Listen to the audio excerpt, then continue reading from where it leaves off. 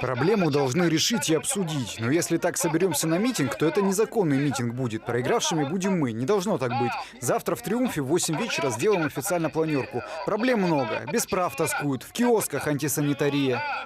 Вечером 17 марта на Комсомольской площади в Якутске собрался стихийный митинг на 200 человек. Люди вышли из-за новости об изнасиловании якутянки. Как сообщил местный следственный комитет, накануне женщину силой затолкали в Тойоту Короллу во дворе дома, изнасиловали, отвезли в автосервис и не выпускали. Подозреваемого в преступлении быстро задержали вместе с предполагаемыми соучастниками. Они были в автомастерской. Насильником оказался 23-летний гражданин Киргизии. Подозреваемый задержан, и проводятся следственные мероприятия.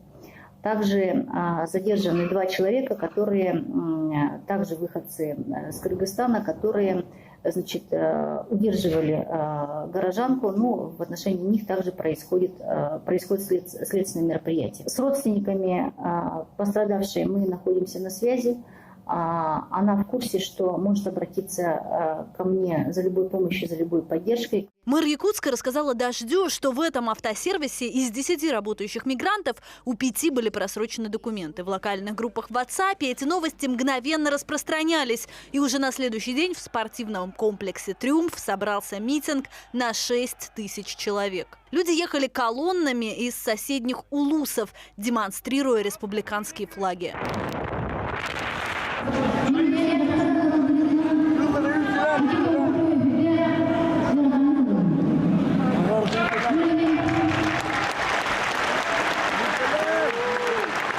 На митинге выступила мэр Якутска Сардана Авксентьева. Толпа скандирует «Илдархан». Люди зовут главу республики Айсена Николаева. Он тоже выступает и срывает овации.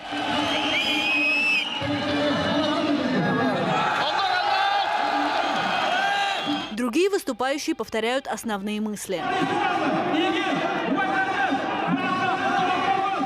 После резонансного преступления местные власти пообещали разобраться с нелегальными мигрантами. Мэр заявляет о внеплановых проверках в такси, предприятиях общепита и торговли. 19 марта в Якутск прилетают представители Киргизии для работы с членами своей национальной общины. Айсен Николаев в Фейсбуке призывает мелкий и средний бизнес брать на работу якутян, а не мигрантов. Никто не может точно сказать, сколько находится нелегальных мигрантов в городе Якутске, но цифры говорят сами за себя.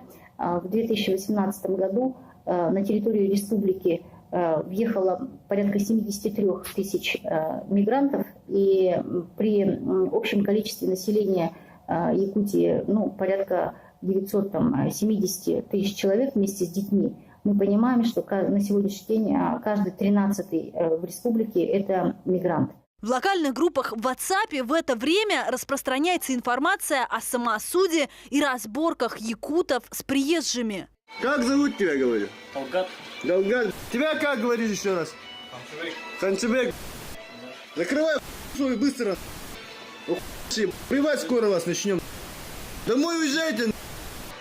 Там, сука, насилуйте своих баб. Неизвестные врываются в магазины и крушат лавки с фруктами, снимая все на мобильное. Почему работаешь? Что ли?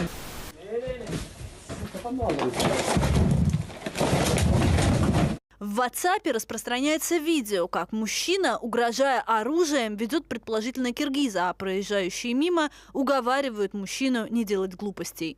Они-то здесь при чем, братан, они-то? Отпусти его. Тех накажут, ты же знаешь, как у нас на лагерях. Он здесь ни при чем. Да не трогай ты его, дядька. Давай, давай.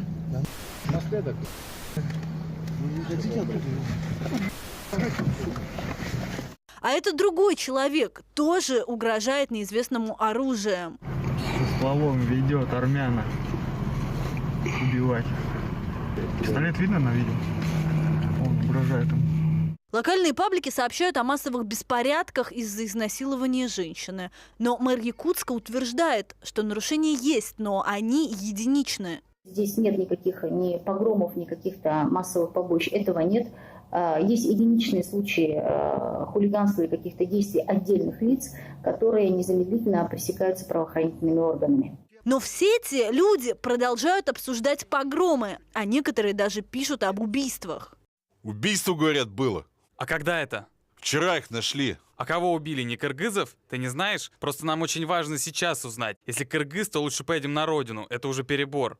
Кыргыза убили. Сейчас ему деньги собирают, чтобы груз 200 отправить в Кыргызию. И таджика одного убили.